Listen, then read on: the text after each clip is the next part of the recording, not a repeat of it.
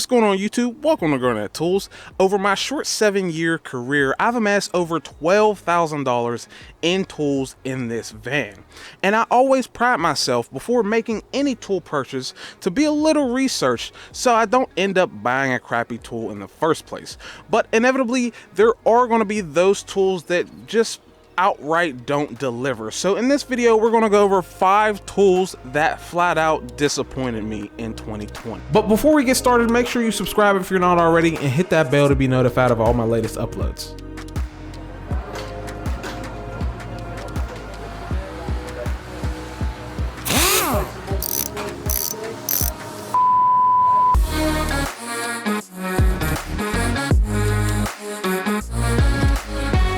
Now, I just want to get something out of the way. Your mileage may vary, but I'm just being honest with you and telling you my results from using all these tools. So the first one I'm going to talk about is this here Wilton. It's a soft face dead blow, right? Now, from my experience before buying this hammer, I had this hammer, one of my most trusted hammers in the box. And with the Wilton hammer, right, they always advertise that it's, you know, one of those unbreakable hammers. It says it right in the handle that it's unbreakable. But the thing is, that only applies to the handle. Now, the handle and the head feel like they're made of the same material, rubber material, and as you can see, this is what has happened over, you know, beating on soft surfaces I didn't want to damage. They have just outright started peeling away. And that was when I realized a shot-filled dead blow encased in rubber is probably not the best of ideas, because with temperature changes and humidity changes and what you're going to put, how much abuse you're going to put something like this through, rubber is most certainly not the material this head should have been made of. But that's just lesson learned. You know, I've cried and put my money to the test, so you don't have to. This is just a warning that this hammer here might not stand up to the abuse that you think it should. And Wilton, you know, around the way and you know, certainly in our tool community, Wilton is a respectable name. Now, I have other Wilton hammers. Now, I'm not in no means saying that Wilton is a bad brand, because when I want to move a mountain or something like that, this is the hammer I go to.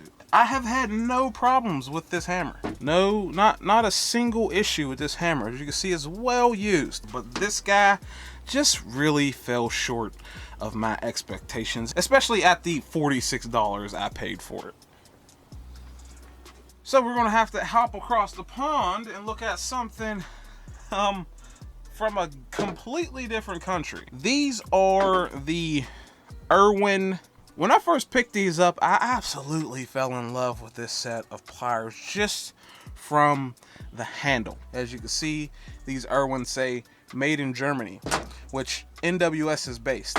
This handle is essentially the same handle with Irwin's ideology or whatever applied to it. It's well documented that this tool is made by NWS in Germany. In all seriousness, it's like they took this handle and kind of Americanized it and made it for American hands and embiggened it, and, you know, made it so that it's a little larger so you can get a better purchase on the handles. I used this thing for about a year. The way these broke is the biggest disappointment of the whole scenario. These fell from about 6 feet.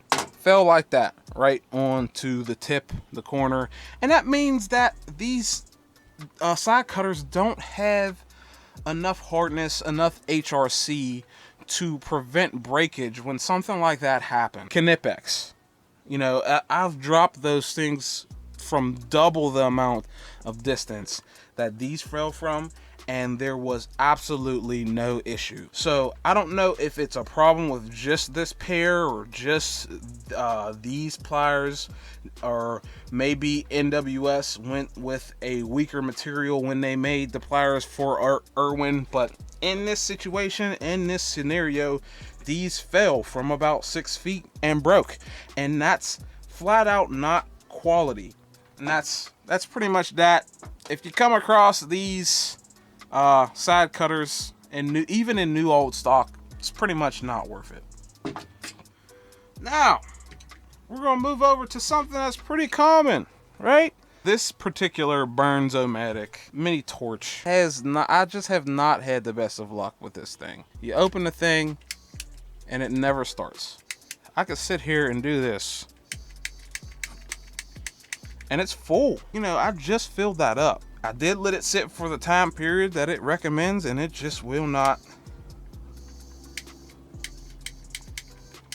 It will not light off. It's not that in the beginning that it started this behavior, but I think after riding around in my van for quite some time, from the bumps and the potholes and the highway miles and city miles that I've put on this van, and you know, all the vibrations got transferred through my box and then into this tool, I think that is what caused it to degrade and not be able to start anymore. I've certainly tried messing with the igniter and trying to get it to a position to where it's closer to the fuel source to where it could light easier, but it's still, there we go. See, that one time it went.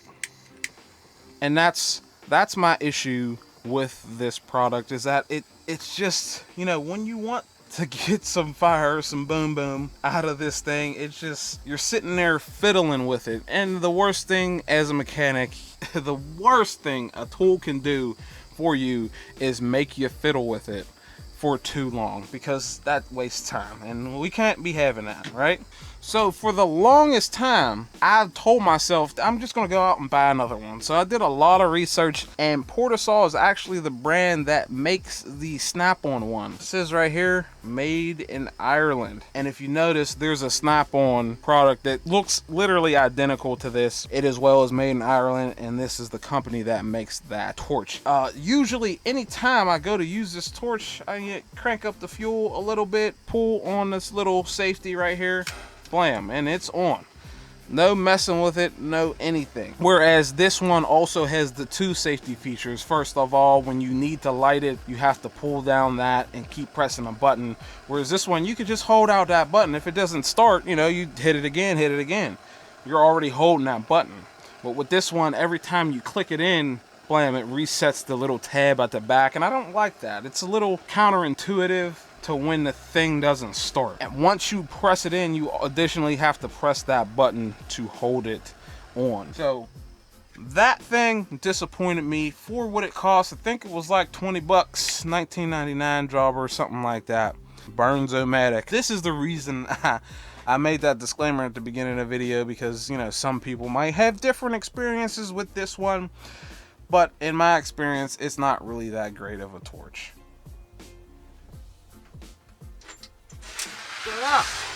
We're gonna move across the pond again. We're gonna move across the pond again and showcase something that I thought wholeheartedly was gonna be a good product. The German-made RENNSTEIGs.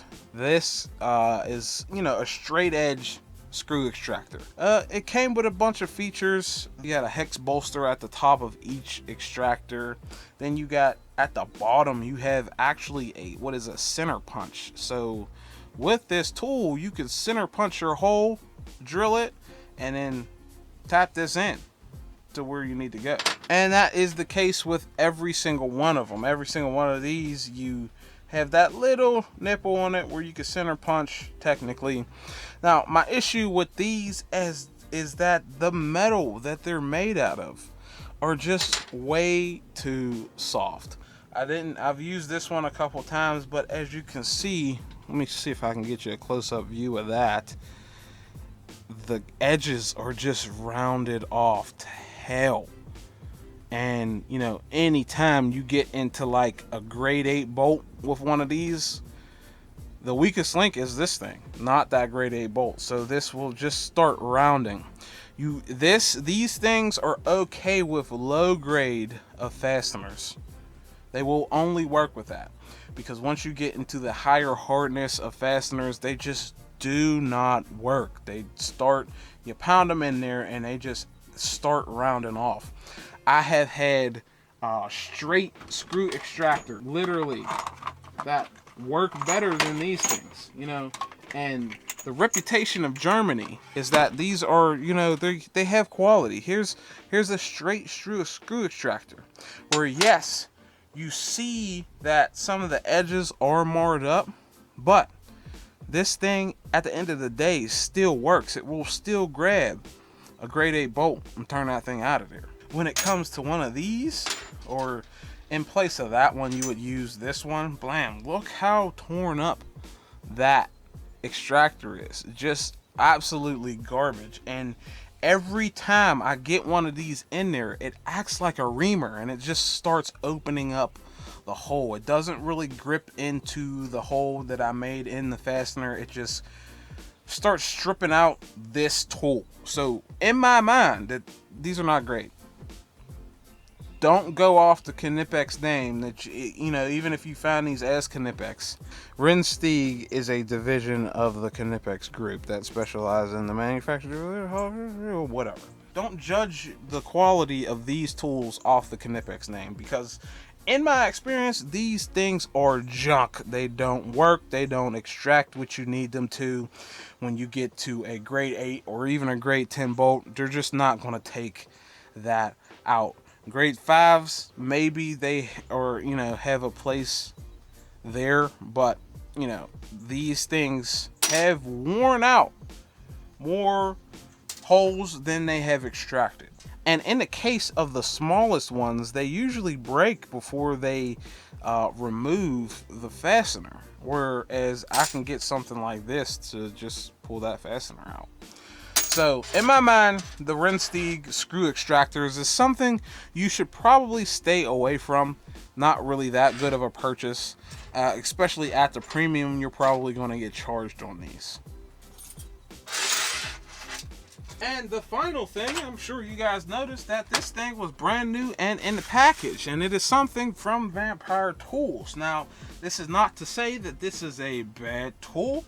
This is one of the only ones that I can say that about. This one in particular is just because it is not suited for a mechanic. If you can see on the packaging, first and foremost, you see stripped out fasteners in a door hinge, which indicates, if they're advertising that that's part of this tool's use case scenario, right off the bat indicates that it's not for a mechanic. It's more of a general purpose tool and more of a household tool or contractor tool.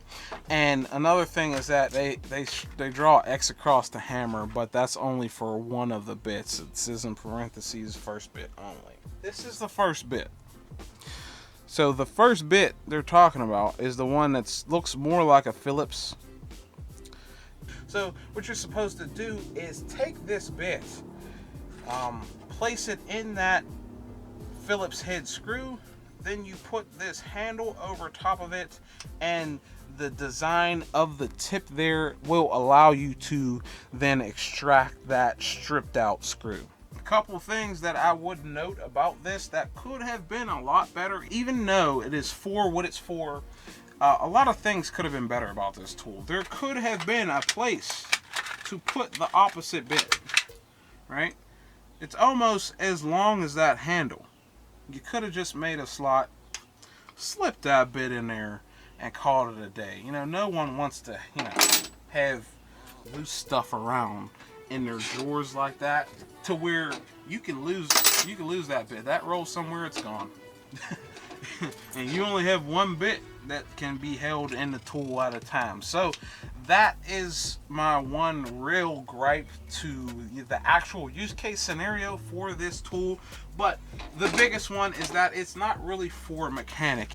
But like I said, with these tools, with these 5 that sit in front of me, let me know in the comments what you guys think of all these tools. Let me know the experiences you guys have had, if any, with any of these tools. Like I said, these 4 are bad tools. This one is just not the correct application. And this, I like to reiterate that these handles, right, aside from the actual metal of the tool, when you wrap your hand around this thing, it's just like a match made in heaven right there. And it's just such a disappointment that, you know, they had low quality blades on the thing.